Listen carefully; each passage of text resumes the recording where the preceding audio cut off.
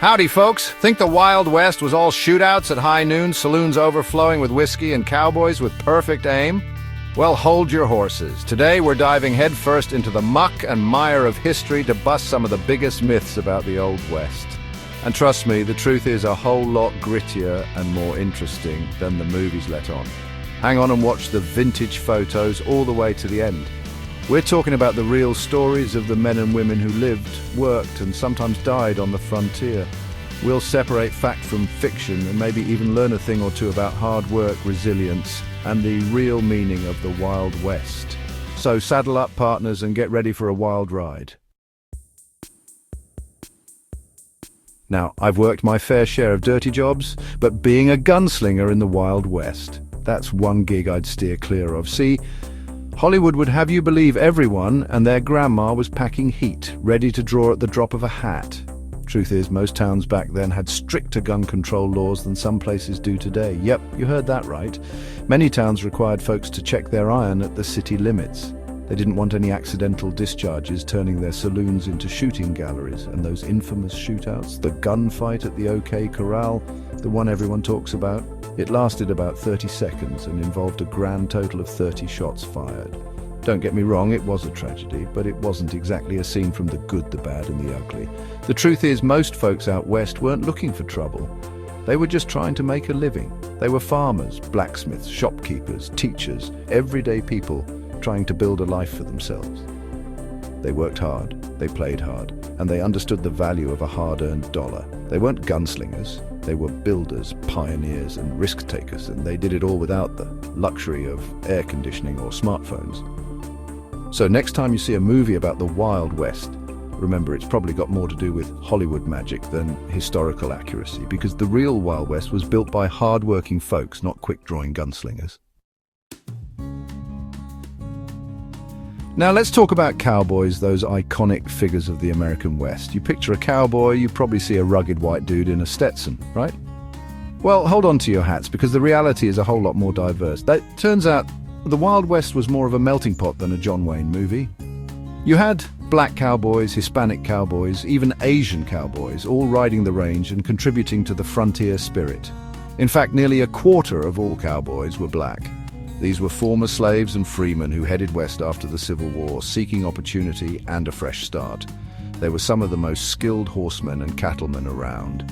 And let's not forget the vaqueros. These Mexican cowboys were the original trailblazers, teaching the newcomers a thing or two about roping and riding. They were the backbone of the cattle industry, and their influence is still felt today.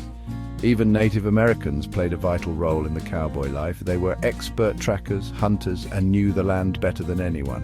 And let's not forget the Chinese immigrants who helped build the railroads that connected the West to the rest of the nation. So the next time you think about cowboys, remember, it wasn't just one type of person who tamed the Wild West. It was a diverse group of people from all walks of life working together, sometimes clashing, but ultimately shaping the character of the American frontier. All right, I'll admit, the Wild West wasn't exactly a picnic. Life was tough, resources were scarce, and danger lurked around every corner. But was it a lawless free-for-all like in the movies? Not by a long shot. Sure, there were outlaws and bandits, but most folks were just trying to get by, same as today. And believe it or not, most towns had some form of law and order. They had sheriffs, judges, even jails, though they might have been a little more rustic than what we're used to. Now, vigilante justice did exist, I won't deny that. Sometimes when the law was slow or non-existent, folks took matters into their own hands, but even then, it wasn't always as cut and dry as the movies make it seem. The truth is, crime rates in many western towns were actually lower than in some big cities back east. Shocking, right? Seems like all that fresh air and wide open space might have had a calming effect on folks. Of course, there were still disputes, disagreements, and the occasional saloon brawl. But for the most part, people understood the need for rules and consequences. They knew that a community, even a rough-and-tumble frontier community, couldn't survive without some semblance of order. Chapter 4 myth: busted people drank in saloons all day.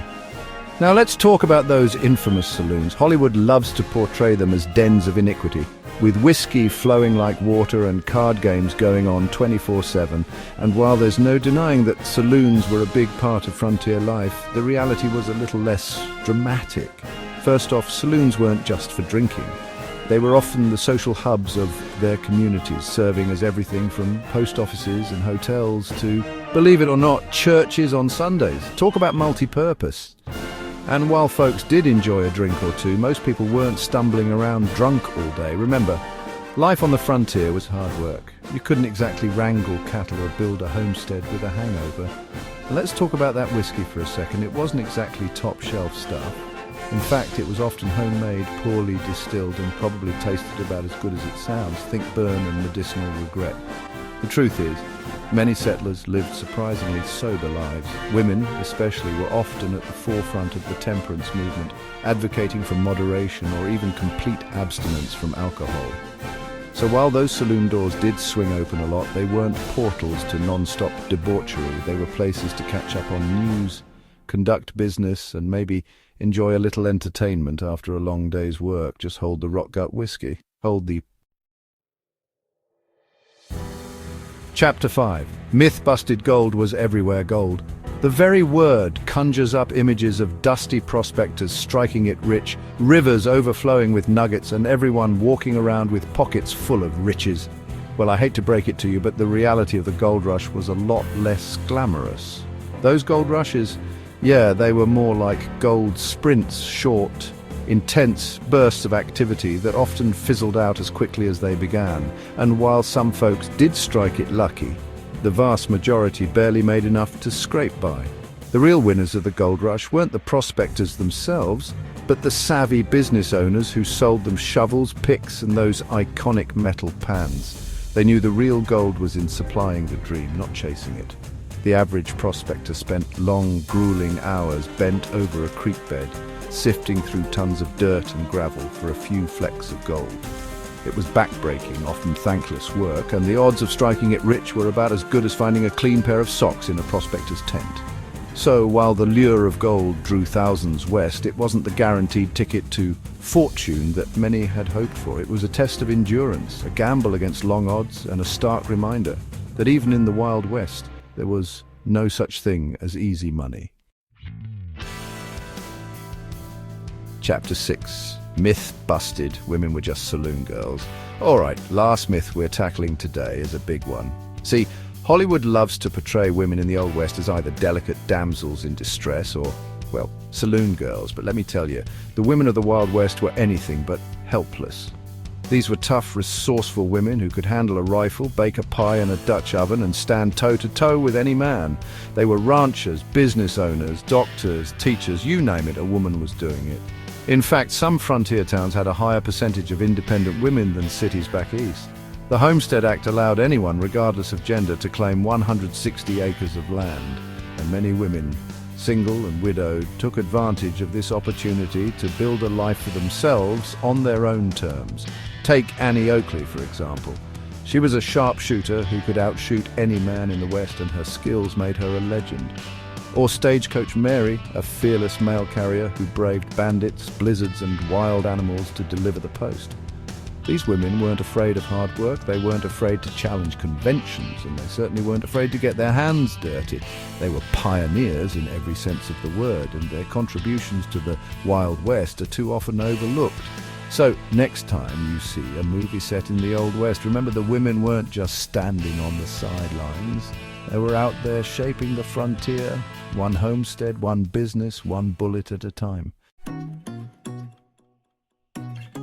Outro, the real Wild West. So there you have it, folks. The Wild West wasn't just gunfights and cowboy cliches. It was a complex, diverse, and often contradictory time in American history. It was a time of hardship and opportunity, of violence and progress, and of myth-making on a grand scale. Sure, it had its share of outlaws and legends, but for the most part, the Wild West was built by ordinary people, farmers, shopkeepers, teachers, and, yes, even cowboys, who were just trying to make a living and build a better life for themselves and their families. Like weird history and myth-busting. Hit that subscribe button and giddy up to the next video.